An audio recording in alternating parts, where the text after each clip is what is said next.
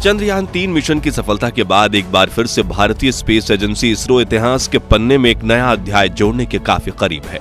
Aditya L1 को मिली कामयाबी, इसरो ने रचा फिर से इतिहास। पॉइंट 1 पर आदित्य L1 और लॉन्च होने वाले दिन इसरो के एस सोमनाथ को क्या पता चला, आइए जानते हैं आज के इस खास पेशकश में सब कुछ। नमस्कार दोस्तों, स्वागत है आपका हमारी आज की इस वीडियो में। दोस्तों, चंद्रयान-3 मिशन जो कि भारत का एक सफल मून मिशन है, जिसे पिछले साल ही लॉन्च किया गया था और जिसकी सफलता दुनिया ने देखी। लेकिन दोस्तों, चंद्रयान-3 मिशन के ठीक बाद इसरो ने आदित्य L1 को लॉन्च किया था, जिसके बाद एक बार फिर से दुनिया की निगाह भारत पर टिक गई थी।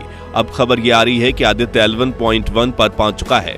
इसी के साथ सूर्य की सतह पर होने वाले कोरोनल मास इंजेक्शन को भी लेकर आदित्य L1 ने कई अहम खुलासे किए हैं। तो दोस्तों, आज की ये वीडियो काफी इंपॉर्टेंट और नॉलेजेबल है, इसलिए इसे बिना स्किप किए हुए अवश्य देखें। आज की इस वीडियो में हम ये भी जानेंगे कि लॉन्च वाले दिन इसरो के एस सोमनाथ को क्या पता चला था, जिसकी खबर सबको अब मिली है। साथ ही आदित्य L1 मिशन में L1 क्या है। तो चलिए बिना वक्त गवाए आगे बढ़ते हैं। लेकिन दोस्तों, आगे बढ़ने से पहले आपसे गुजारिश है कि जिन लोगों ने अब तक हमारे चैनल को सब्सक्राइब नहीं किया, वो इसे सब्सक्राइब कर लें, ताकि हमारी आने वाली वीडियोज आपको आसानी से समय पर मिलती रहे। दोस्तों, इसरो के सौर मिशन आदित्य L1 को एक बड़ी कामयाबी मिली, जिसकी बदौलत सौर पवन में इलेक्ट्रॉन और आयन की संख्या में जबरदस्त इजाफा देखा जा रहा है। इससे पहले ही आदित्य L1 पॉइंट पर पहुंचकर कीर्तिमान रच चुका है, जिसके लिए प्रधानमंत्री मोदी सहित कई लोगों ने ट्वीट कर खुशी भी जाहिर की है। और दोस्तों, इसी बीच एक दुखद खबर भी सामने आई है, जो कि इसरो चीफ एस सोमनाथ से जुड़ी हुई है। तो क्या है आदित्य L1 से जुड़ी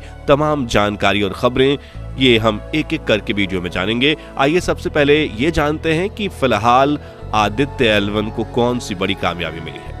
आदित्य L1 पर लगे पेलोड ने दी इसरो को अहम जानकारी।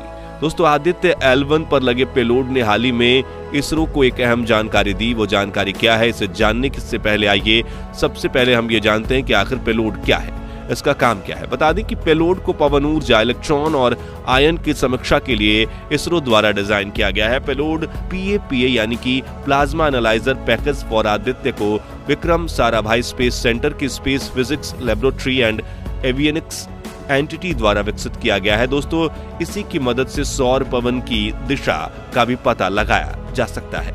इसमें 2 sensor, solar wind electron energy probe और solar wind ion composition analyser लगे हैं। बता दें कि जहां एक और solar wind electron energy probe 10 EV से लेकर 3 kVA की रेंज इलेक्ट्रॉन की गणना करते हैं, वहीं दूसरी ओर solar wind ion composition analyser 10 EV से लेकर 25 kVA के बीच के इलेक्ट्रॉन की गणना करता है। इसरो ने हाल ही में यह बताया कि आदित्य L1 पर लगे इस पेलोड ने पहले 15 दिसंबर 2023 को, फिर 10 से 11 फरवरी 2024 को कोरोनल मास इंजेक्शन की घटना को दर्ज किया था। जी हां दोस्तों, इसरो ने अपने हालिया बयान में यह बताया कि 15 दिसंबर 2023 को पेलोड PAPA ने कोरोनल मास इंजेक्शन की प्रक्रिया को अंजाम दिया, जिसके तहत यह पाया गया कि कुल इलेक्ट्रॉन और आयन की गिनती में अचानक वृद्धि हुई है और L1 पॉइंट पर डीप स्पेस क्लाइमेट ऑब्जर्वेटरी और एडवांस कंपोजिशन एक्सप्लोरर उपग्रह से प्राप्त समय भिन्नता और सौर मापदंड और चुंबकीय क्षेत्र मैप में भी समानता पाई गई है। जबकि 10 से 11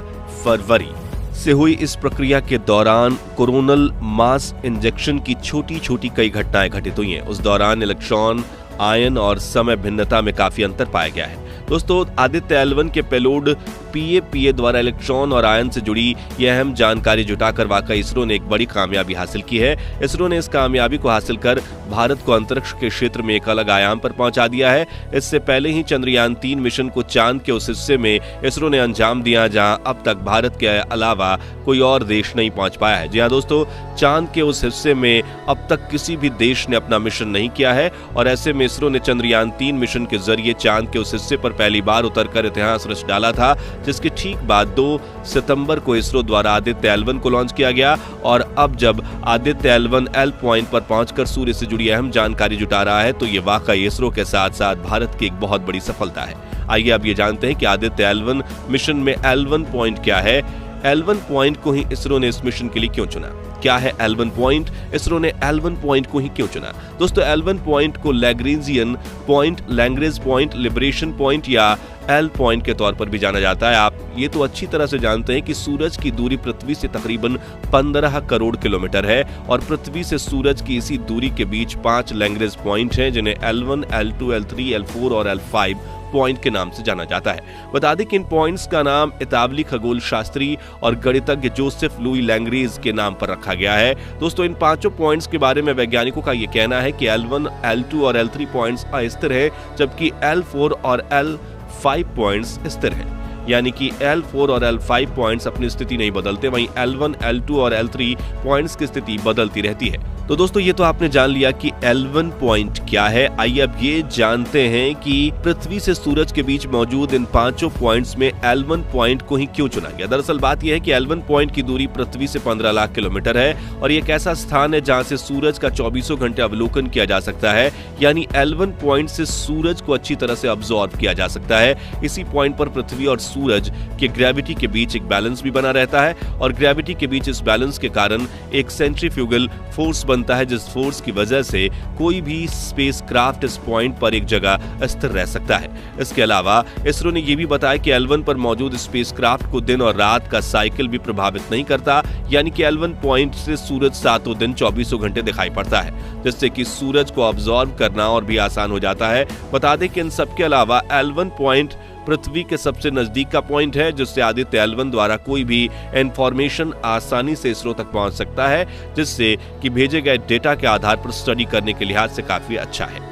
दोस्तों सितंबर 2023 में लॉन्च हुए आदित्य L1 के मिशन के बारे में इसरो ने बताया कि इस मिशन के जरिए सूर्य के आसपास के वायुमंडल का अध्ययन किया जाएगा। इसके अलावा क्रोमोस्फेरिक और कोरोना हिटिंग की स्टडी, फ्लेयर्स पर रिसर्च, सौर कोरोना की भौतिकी और इसके तापमान को मापने के साथ ही कोरोनल और कोरोनल लूप का निदान, इसमें तापमान, वेग और घनत्व की जानकारी को आदित्य L1 के जरिए निकालने का मिशन है। दोस्तों बता दें कि इसरो का ये मिशन पूरी तरह से स्वदेशी है। जी हां, इसरो के मुताबिक इस मिशन को बेंगलुरु के इंडियन इंस्टीट्यूट फॉर एस्ट्रोफिजिक्स ने तैयार किया है। तो चलिए अब ये जानते हैं कि आदित्य L1 की इस कामयाबी के बीच इसरो से जुड़ी कौन दुख की खबर सामने आई है। इसरो चीफ एस सोमनाथ को कैंसर है। दोस्तों कहा जाता है कि ज्यादातर लोग किसी सफल इंसान के संघर्ष की कहानी को याद रखते हैं और ये भी सच है और होना भी यही चाहिए, क्योंकि कहानी तो आम इंसानों की जिंदगी में भी है। लेकिन जब इंसान सफल होता है तो उसके संघर्ष का दौर बाकियों के लिए प्रेरणा का स्रोत बन जाता है। इसी कड़ी में इसरो के एस सोमनाथ की सच्ची लगन, उनके जुनून और उनके दृढ़ संकल्पों को आप बस इस बात से समझ लीजिए कि उन्होंने मिशन के दौरान एक राज को छुपा कर रखा और वो राज ये था कि उन्हें आदित्य L1 के लॉन्च के दिन अपने कैंसर जैसी जानलेवा बीमारी का पता चला। जी हां दोस्तों, उन्होंने लॉन्च वाले दिन ही ये जाना कि उन्हें कैंसर है और ये उनकी बहादुरी तो देखिए, उन्होंने इससे घबराए बिना किसी को इसकी खबर नहीं दी। हालांकि उस दौरान उनके परिवार वालों ने उनके इस बीमारी का पता लगाया और जिससे उनके परिजन काफी चिंतित भी हुए, लेकिन उन्होंने उस वक्त घबराने के बजाय शांति से इसके इलाज के बारे में सोचना शुरू कर दिया। बता दें कि अपने रूटीन चेकअप के दौरान उन्हें कैंसर होने का पता चला। हाल ही में उन्होंने अपने इंटरव्यू में ये बताया कि चंद्रयान 2 मिशन लॉन्चिंग के दौरान भी उन्हें स्वास्थ्य संबंधित कुछ दिक्कतें हुई थीं, लेकिन उस दौरान उन्हें कैंसर जैसी बीमारी का कुछ पता नहीं चला था और ना ही उन्हें यह अंदाजा भी था कि उन्हें कैंसर हो जाएगा। उन्होंने मीडिया को आगे ये भी बताया कि जब कैंसर की खबर उनके परिजनों और दोस्तों को लगी तो उनके लिए ये खबर किसी सदमे से कम नहीं थी। दोस्तों ये वो समय था जब उनके लिए चुनौती बढ़ रही थी, उनके और उनके परिजनों और उनके दोस्तों और उस दौरान उनके साथ ही रहे। 2 सितंबर 2023 को भारत का पहला सूर्य मिशन आदित्य L1 लॉन्च हुआ था। उसी दिन रूटीन चेकअप के दौरान एस सोमनाथ को अपने कैंसर होने का पता चला, जिसके बाद आदित्य L1 की लॉन्चिंग के बाद वो चेन्नई गए ताकि वो अपनी बीमारी की जांच करा सके। दोस्तों वहां उनके कैंसर होने की पुष्टि हो गई, जिसके बाद उन्होंने कैंसर के इलाज के लिए कीमोथेरेपी के बाद कैंसर का ऑपरेशन भी करवाया। दोस्तों हाल ही में एस सोमनाथ ने अपनी बीमारी के बारे में खुलासा कर लोगों को थोड़ा चिंतित कर दिया था, लेकिन उन्होंने ये भी बताया कि अब वो पूरी तरह से स्वस्थ हैं। बीमारी के दौरान उनका परिवार सदमे में था और बीमारी से बचने के लिए इलाज एकमात्र उपाय था, इसलिए उन्होंने खुद को शांत रखकर बिना घबराए बीमारी का इलाज करवाना ही उचित समझा। उन्होंने ये बताया कि जिस तरह से चंद्रयान 3 मिशन चमत्कारिक तरीके से सफल हुआ और आदित्य L1 भी लॉन्च हुआ और वो करिश्मे से कम नहीं था, ठीक उसी तरह कैंसर जैसे जानलेवा बीमारी से भी उनकी रिकवरी किसी करिश्मे से कम नहीं थी। जी हां दोस्तों, एस सोमनाथ ने यह बताया कि अस्पताल में महज 3 से 4 दिन बिताने के बाद ही उन्होंने इसरो में अपना काम वापस से संभाल लिया, जिससे ज्यादातर लोग को इस बात की भनक भी न लगी कि एस सोमनाथ कैंसर जैसी जानलेवा बीमारी से जूझ रहे हैं। उन्होंने काम के साथ साथ अपने रूटीन चेकअप को भी जारी रखा। वो अब भी अपने स्वास्थ्य को लेकर सचेत और सावधान है। फिलहाल एस सोमनाथ पूरी तरह से फिट हैं और आदित्य L1 मिशन पर दृढ़ता के साथ जुड़े हुए हैं। तो दोस्तों, इस तरह से आपने इस वीडियो के जरिए जाना कि कैसे आदित्य L1 ने इतिहास रच डाला, आदित्य L1 मिशन में L1 पॉइंट को क्यों चुना गया और एस सोमनाथ ने कैसे स्वास्थ्य संबंधित चुनौतियों से जूझते हुए आदित्य L1 मिशन को जारी रखा। दोस्तों, आपको क्या लगा? क्या आदित्य L1 की कामयाबी ने भारत के कद को और बढ़ा दिया है और अंतरिक्ष के क्षेत्र में भारत को एक अलग आयाम पर पहुंचा दिया है? क्या भारत लगातार अंतरिक्ष में तेजी से बढ़ रहा है? आप हमें ये भी बताएं कि क्या भारत जल्द ही चांद पर इंसानी मिशन करने के लिए कोई कदम उठा सकता है या नहीं। दोस्तों, अपने जवाब हमें कमेंट करके जरूर बताएं। फिलहाल आज की इस वीडियो में इतना ही। वीडियो को लाइक, शेयर और चैनल को सब्सक्राइब करना ना भूलें। मिलते हैं अगली इंटरेस्टिंग और नॉलेजेबल वीडियो के साथ। तब तक के लिए धन्यवाद। जय हिंद, जय भारत।